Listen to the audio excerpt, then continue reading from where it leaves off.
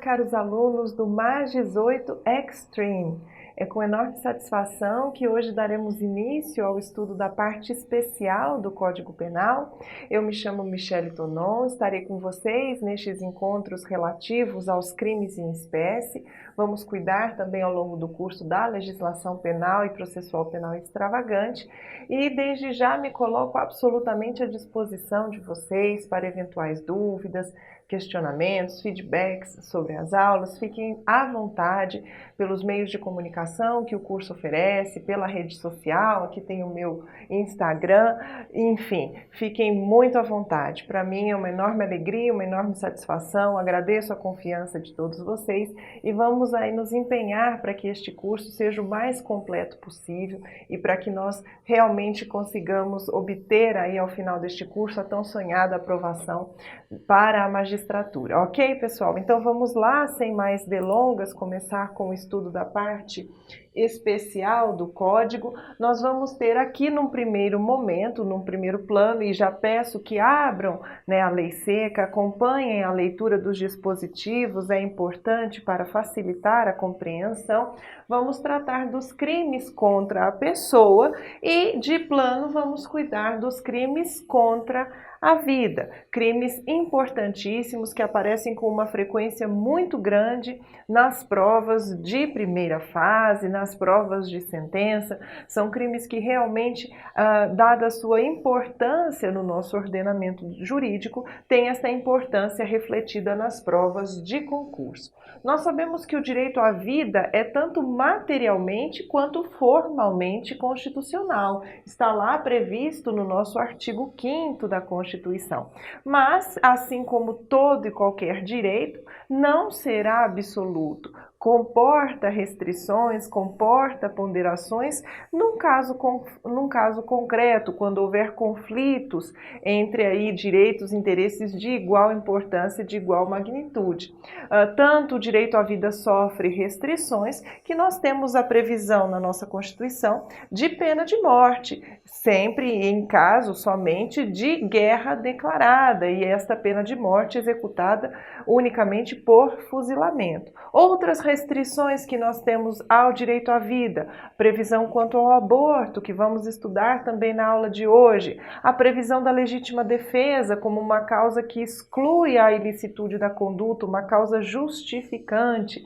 Todas estas situações traduzem, portanto, restrições ao direito à vida, que, embora indisponível por um indivíduo, vai ser, dependendo do caso concreto, relativizado, vai ceder diante de outra situação de igual magnitude. Pessoal, dentro dos crimes contra a vida, nós vamos ter então as figuras do homicídio, do induzimento, instigação ou auxílio ao suicídio, no artigo 122, o infanticídio e o aborto. Em relação a estes crimes, quando dolosos, tentados ou consumados, teremos a competência do tribunal do júri para apreciar, para julgar estas situações, conforme mandamento constitucional, também lá do artigo 5º. Então vejam, crimes dolosos contra a vida, consumados ou tentados, competência do tribunal do júri. Vamos cuidar então do artigo 121 do Código Penal, o primeiro artigo da parte especial, que cuida da conduta matar alguém, figura simples do homicídio, homicídio na sua forma básica, na sua forma simples do caput do artigo 121, não é crime hediondo, consta lá matar alguém. Vemos que se trata de um crime comum, isto é, qualquer indivíduo pode praticar, não se exige uma qualidade especial, quer do agente, quer da vítima, é crime, portanto, bicomum, e material, já que apresenta um resultado naturalístico.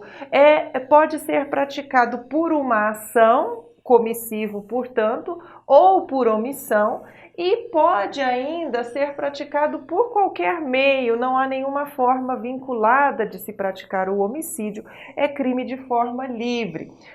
A doutrina também o classifica como instantâneo de efeitos permanentes. A doutrina vai conceituar o crime de homicídio como a eliminação da vida extrauterina, já que a eliminação da vida intrauterina antes de iniciado o trabalho de parto, vamos ter a conduta do aborto. Então, notem, início da vida extrauterina se dará com o processo respiratório autônomo, e este processo respiratório autônomo será constatado por meio de perícia, as chamadas docimacias respiratórias, ok?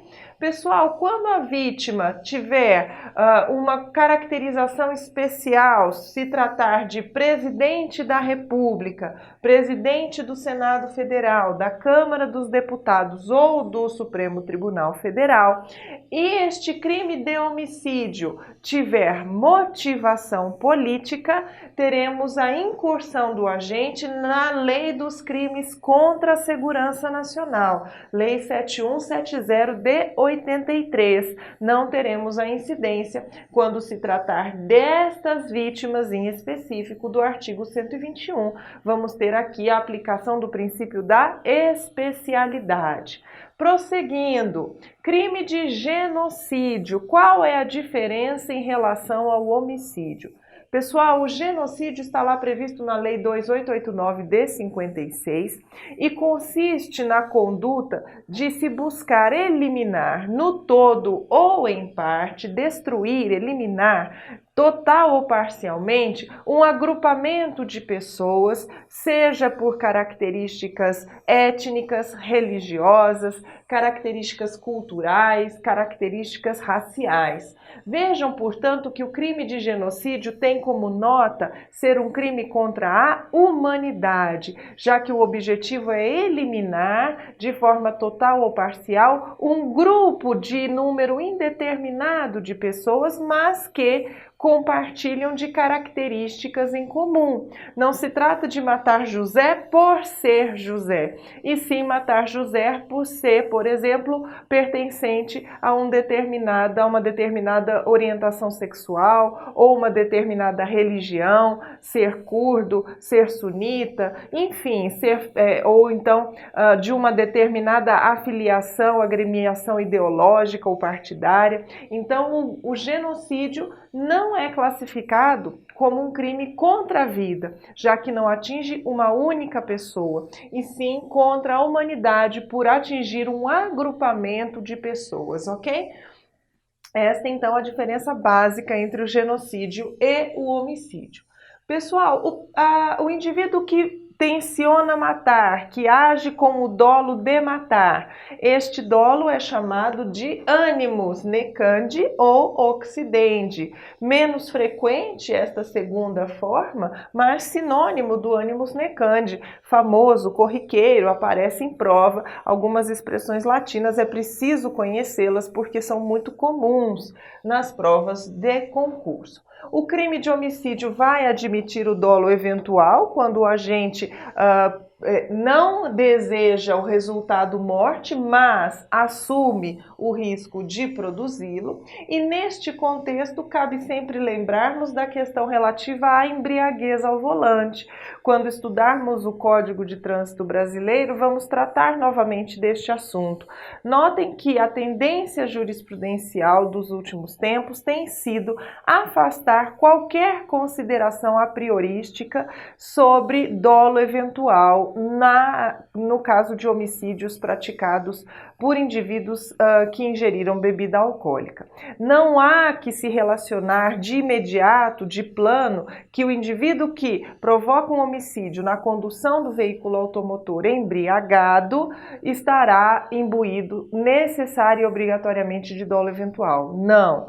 Há que se ponderar, há que se analisar as circunstâncias do caso concreto, porque há diferenças entre o tipo de substância ingerida, a quantidade de substância ingerida, a própria conduta, né, o portar-se do motorista neste trânsito. Então, há uma série de fatores que não podem permitir que o magistrado, a prioristicamente, sem qualquer análise dos fatos, diga: este indivíduo que praticou homicídio na direção de veículo automotor após a ingestão de bebida alcoólica atuou em dolo eventual. Não é possível fazer esta correlação imediata. Ok, pessoal? Guardem esta informação, acompanhem os informativos de jurisprudência, temos sempre esta discussão na ordem do dia e julgados recentes do STJ tratando sobre determinados casos concretos.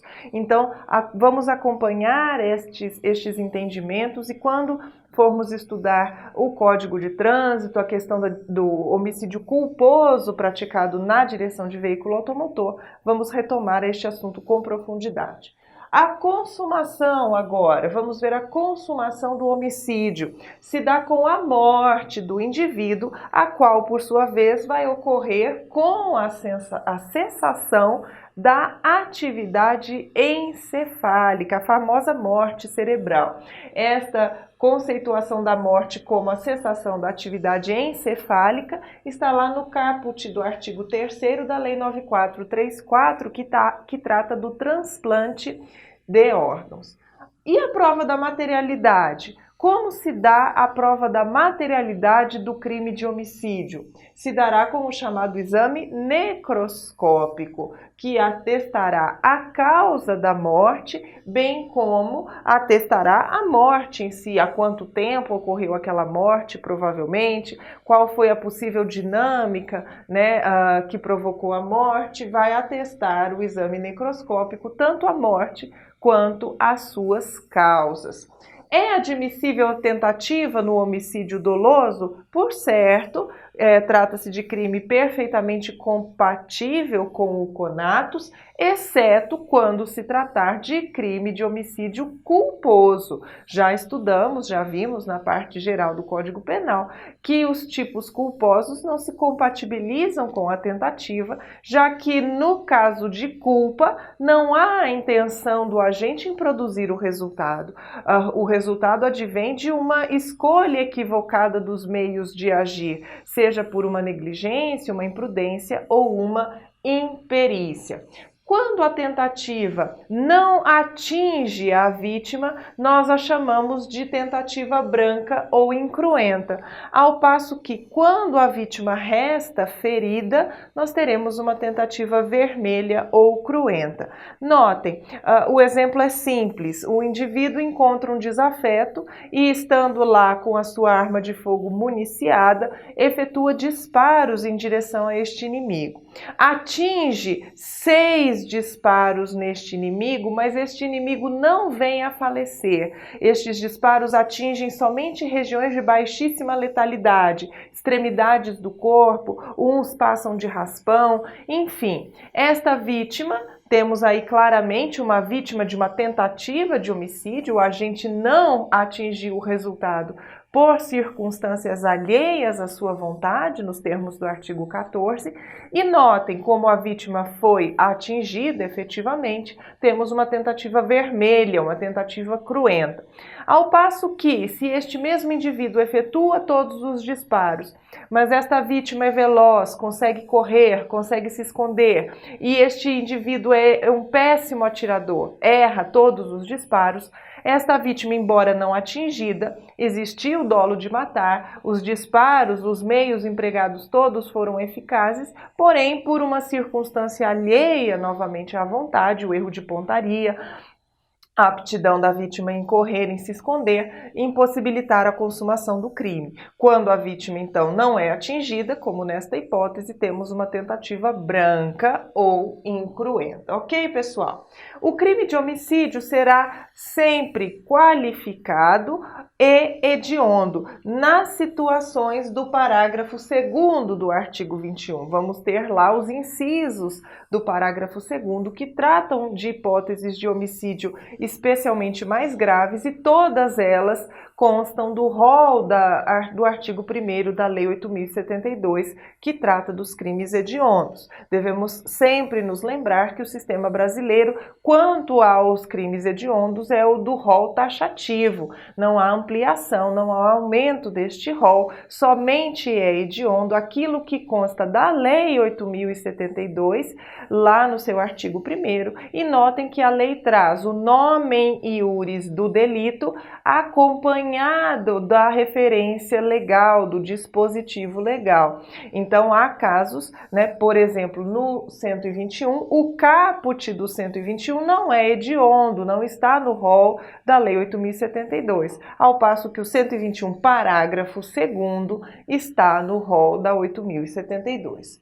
Então, vejam, o crime de homicídio será hediondo quando qualificado ou ainda praticado em atividade típica de grupo de extermínio. Então, vejam, há uma situação que me permite enquadrar o homicídio como hediondo, ainda que não se enquadre em nenhuma qualificadora do parágrafo 2º.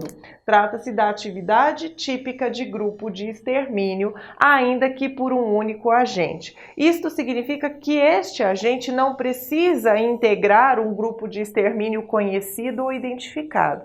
Basta que ele atue, ele vá atuar com o modus operandi de um grupo de extermínio. E qual é este modo de agir de um grupo de extermínio? É aquele que vai eliminar a vida de uma determinada pessoa, novamente, não pelas suas características individuais, mas sim por características que a relacionam a um determinado grupo. Por exemplo, grupo de extermínio de indivíduos negros e que moram numa determinada comunidade pobre da periferia. Estes grupos de extermínio, portanto, não escolhem Pedro, Paulo ou José, não escolhem Caio, Tício ou Mévio. Este grupo escolhe um jovem negro de periferia que mora naquela específica localidade. Então, esta é a atividade típica de grupo de extermínio e quando o homicídio é praticado com estas características, ainda que não se enquadre em nenhum dos incisos do parágrafo 2º, será também hediondo. Sabemos que no caso dos crimes hediondos, a progressão de regime se dá de forma diferenciada, com o resgate de 2/5 da pena quando primário e 3/5 da pena quando reincidente, sendo que esta reincidência não precisa ser específica nem em crimes hediondos, nem no mesmo tipo penal, qualquer reincidência. Ok, pessoal? Vamos ficar atentos às causas de aumento de pena. Temos aqui causa de aumento de pena de 1/3 se o homicídio é cometido contra menor de 14 anos ou maior de 60 anos. Vejam que a causa de aumento de pena é aquela que vai repercutir na terceira fase da dosimetria. Homicídio privilegiado. Vamos passar a analisar a disposição do parágrafo 1º do artigo 121. Se o agente comete o crime impelido por motivo de relevante valor social ou moral, ou sob o domínio de violenta emoção, logo em seguida a injusta provocação da vítima, o juiz pode reduzir a pena de 1/6 a 1/3. Pessoal, o homicídio privilegiado, portanto, é um homicídio com causa de diminuição de pena, que irá novamente atingir, incidir, atuar na terceira fase da dosimetria. Notem que o legislador considera que o indivíduo que age nestas situações especiais merece uma reprimenda menor. Então, leva-se em consideração o motivo que levou este agente a agir daquela maneira. Considera-se, portanto, que havia um relevante valor social, um relevante valor moral, ou ainda que este indivíduo estava sob o domínio de violenta emoção. Notem, a redução se dará de 1/6 a 1/3, a fração será escolhida e devidamente fundamentada pelo magistrado e uma vez reconhecida a causa de diminuição, o privilégio, lá na quesitação submetida ao conselho de sentença que compõe o tribunal do júri, esta redução será obrigatória. O patamar, a fração, o magistrado escolhe e fundamenta, mas uma vez reconhecido pelo conselho de sentença, não pode o magistrado deixar de aplicar a causa de diminuição de pena. Então, em que pese o dispositivo legal dizer o juiz pode reduzir, na verdade se trata de uma obrigação, na verdade se trata de um direito subjetivo do acusado, considerando em especial a soberania dos vereditos no âmbito do Tribunal Popular. Pessoal, como podemos perceber, o homicídio privilegiado diz respeito aos motivos que levaram aquele agente a atuar daquela forma. Logo, tem caráter subjetivo, liga-se à motivação. Este caráter subjetivo impede que o privilégio comunique-se a coautores ou partícipes por força do artigo 30 do Código Penal. Não se comunicam as circunstâncias de caráter pessoal, salvo quando elementares do crime. E não se trata aqui de circunstâncias elementares. Vamos ter, portanto, o privilégio como incomunicável aos coautores e partícipes.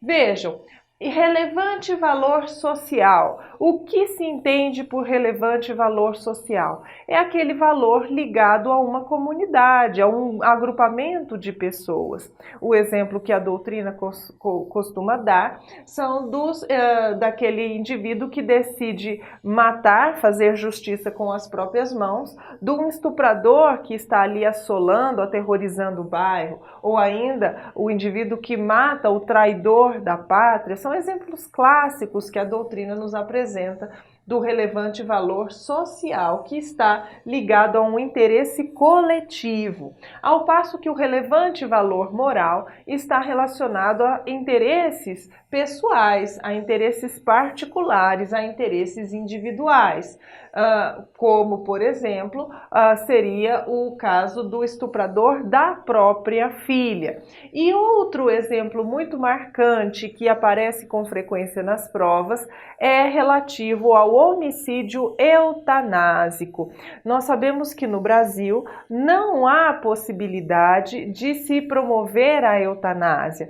É considerada crime a conduta de eliminar a vida daquela pessoa, ainda que esteja em estágio terminal, sem prognóstico de cura, sofrendo ao longo dos anos aí por uma doença incurável. O nosso direito não consente com a eliminação da vida, ainda que este indivíduo tenha expressado interesse em eliminar, em abreviar a própria vida. Não há que se falar em consentimento da vítima quando se trata de crime de homicídio. O direito à vida é indisponível. Nesta situação, não há excludente de ilicitude para aquele que pratica o homicídio eutanásico, seja a eutanásia em sentido estrito, seja a ortotanásia. O que nós vamos ter é uma possível incidência na figura privilegiada do relevante valor moral, já que foi um homicídio praticado por motivo piedoso,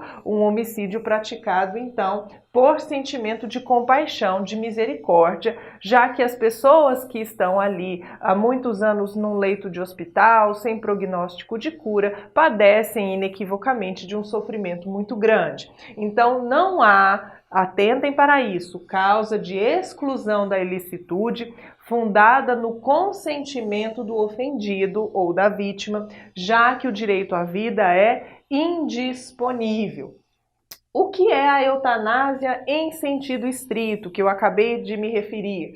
É aquela eutanásia praticada por um agir, por um ato comissivo. Então, estando a pessoa lá em estado terminal, o médico ou o enfermeiro aplica uma dose letal do medicamento ou aplica um medicamento que sabe que vai provocar a morte. Esta é a eutanásia em sentido estrito. Por outro lado, temos a chamada ortotanásia ou eutanásia por omissão, moral ou terapêutica, em que se deixa de tomar algum cuidado específico para prolongar a vida daquele paciente. Então, deixa-se de dar aquele medicamento que vai ser o responsável pela manutenção da atividade respiratória daquele indivíduo, por exemplo. Então, deixa-se de cuidar, deixa-se de aplicar o remédio, deixa-se de fazer algo que iria prolongar a vida da vítima. Esta é a chamada ortotanásia por uma conduta omissiva. Ok, pessoal? Então, a última situação do homicídio privilegiado, já vimos o relevante valor social, o relevante valor moral, é o chamado homicídio privilegiado emocional, em que o indivíduo age sob o domínio de violenta emoção, é uma reação imediata a uma injusta provocação da vítima. Notem que não basta a influência de emoção, deve haver o domínio de violenta emoção, aquela emoção que efetivamente retira daquele indivíduo uma capacidade de pensar, de raciocinar friamente e racionalmente. Então vejam, é o domínio de violenta emoção que vai permitir a aplicação da causa de diminuição de pena. Quando eu verifico uma emoção que não se revela tão forte assim, uma influência de violenta emoção, uma influência de emoção, nós temos aí um soldado de reserva, nós temos uma atenuante genérica lá no 65.3c. Então, quando eu não constato ou quando não visualizo o domínio de violenta emoção, eu posso atenuar a pena daquele indivíduo com base na influência da violenta emoção, aplicada, portanto, de forma residual a atenuante na segunda fase da dosimetria. Vejam que esta reação também não pode ser horas ou dias após, deve ser logo após a uma injusta provocação. Não precisa ser uma provocação ilícita, basta que seja injusta. Por exemplo, xingamentos diversos, falar de determinado assunto que comove ou que transtorna aquela pessoa de uma maneira inexplicável, enfim. Vejam aqui como os concursos públicos costumam cobrar esta questão do homicídio privilegiado pelo domínio de violenta emoção. Considere que José, penalmente imputável, horas após ter sido injustamente provocado por João, agindo sob influência de violenta emoção, tenha desferido uma facada em João, o que resultou em sua morte. Nessa situação, impõe-se em benefício de José o reconhecimento do homicídio privilegiado. Não impõe o reconhecimento do homicídio privilegiado porque não satisfeitos os requisitos legais. Temos que José, apesar de penalmente imputável, ter agido provocado após a provocação de João, atuou somente horas após e não sob o domínio, mas apenas sob influência de violenta emoção. Logo, aqui não constatamos a incidência do privilégio, poderíamos cogitar da atenuante do 65.3c. Ok, pessoal? Vamos então prosseguir. Homicídio qualificado privilegiado, uma figura híbrida que nós temos, então, em que convive o privilégio de caráter subjetivo necessariamente com uma qualificadora de índole objetiva. Esta figura qualificada privilegiada, desde que as qualificadoras tenham esta natureza objetiva, é plenamente admitida no nosso direito e mais, hediondo não será. Crime de homicídio privilegiado qualificado ou o homicídio híbrido não é hediondo. Posicionamento absolutamente pacífico dos nossos tribunais. A figura hedionda não se aplica aqui ao homicídio qualificado privilegiado, ok? Então é possível se vislumbrar aquele indivíduo que mata após injusta provocação da vítima, sob o domínio de violenta emoção, e utiliza-se de um meio cruel, já que o meio cruel é uma qualificadora de índole objetiva. E como eu diferencio uma qualificadora de índole objetiva da de índole subjetiva? A qualificadora objetiva é aquela, na feliz expressão da doutrina, que aparece na fotografia. É aquela qualificadora que não está no aspecto subjetivo da motivação do agente. É aquela relativa aos meios ou modos de execução do crime. Então, quando a qualificadora for de natureza objetiva, será compatível com o privilégio subjetivo e a figura híbrida não será hedionda.